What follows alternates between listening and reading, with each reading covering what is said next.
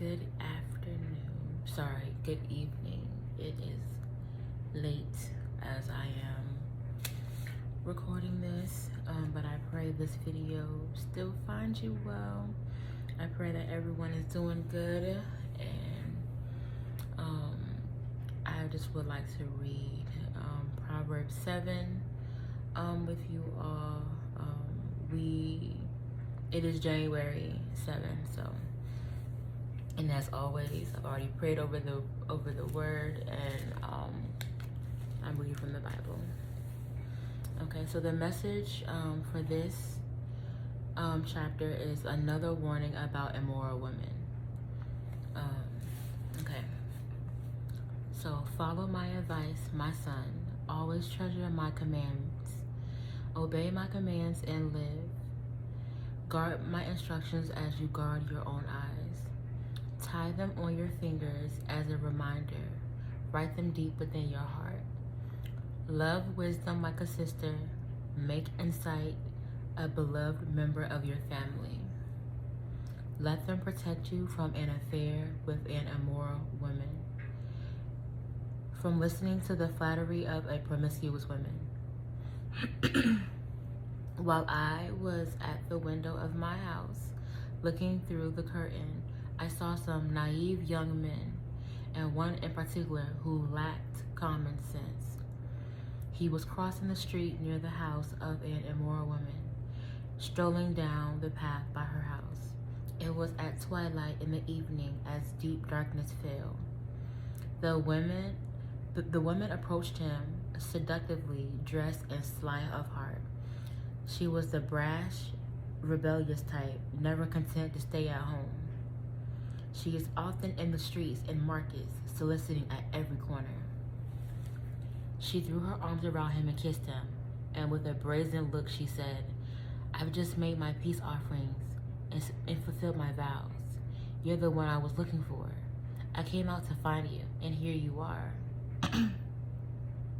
My bed is spread with beautiful blankets, with colored sheets of Egyptian linen.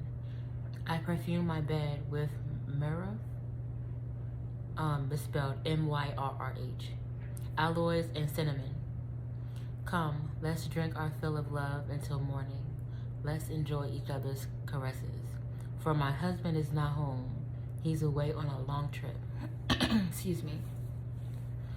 "He has taken a wallet full of money with him and won't return until later this month."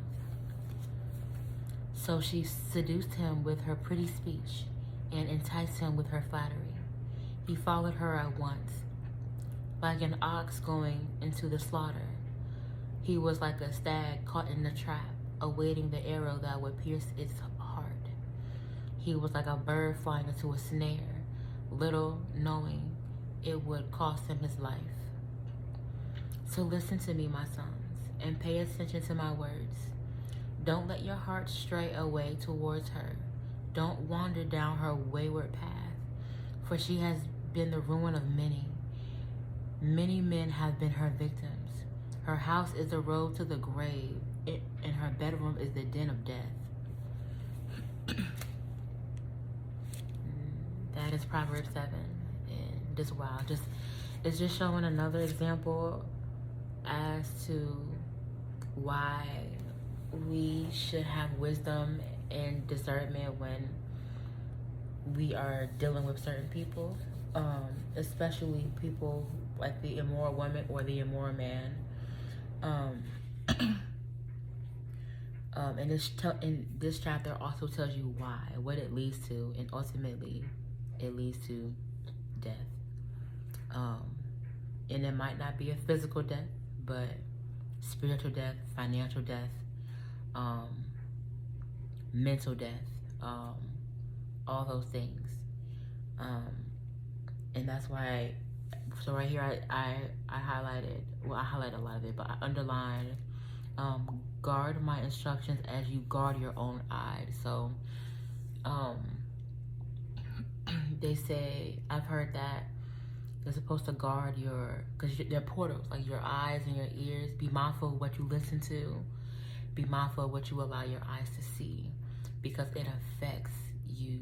You don't realize it, but it affects you spiritually, you internally, and then it affects how you, what you say and how you behave, how you act, your actions. So you're supposed to guard your eyes.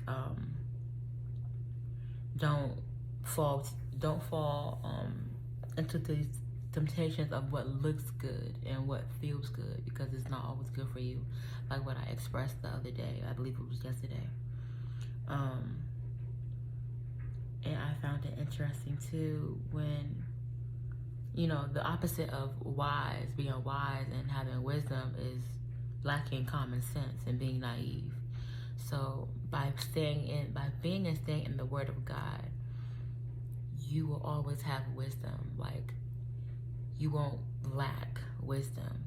The more you pray for it and stay in the Word and be obedient to what you're reading and what the Lord tells you, you won't fall into these situations where people who typically fall into them, they don't have the wisdom or the discernment to know better.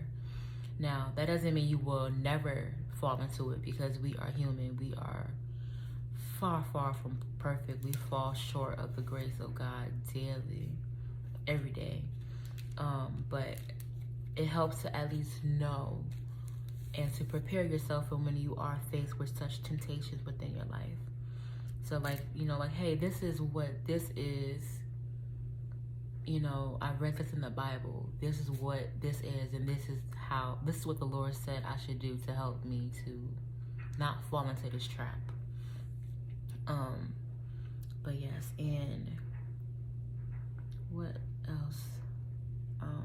Just right here, Proverbs 7 verses 22 to 23, just laying out what falling for this type of person, immoral woman or immoral men, lead to. So he says, he followed her at once like an ox going to the slaughter, death. He was like a stag caught in a trap, awaiting the arrow that would pierce its heart, death. He was like a bird flying into a snare, little knowing it would cost him his life, death. So it was just really showing you the consequences of not following God's law, the Lord's instruction, and not being wise in His word and not obeying His word. It leads to death, ultimately. So yes, I hope you all enjoy this message, and I pray that it helps you in any and all ways within your personal life, and spiritual life as well. Spiritual life, physical life, all the things. I pray that it helps to open your eyes, to learn and to see the different types of people in the world and how to avoid certain things so that you don't fall victim to sin, especially to the immoral women and the moral men. There's a lot of them out there, and a lot of us have been the immoral women and the immoral men, but the Lord has delivered us from such, from being such people. So yes, I pray everyone has a good night, or whenever you're watching this. It's late for me. It's about to be 11 o'clock p.m. But I pray everyone is doing well, and I will come back to read Proverbs 8 with you all, God willing. Have a blessed day. Bye.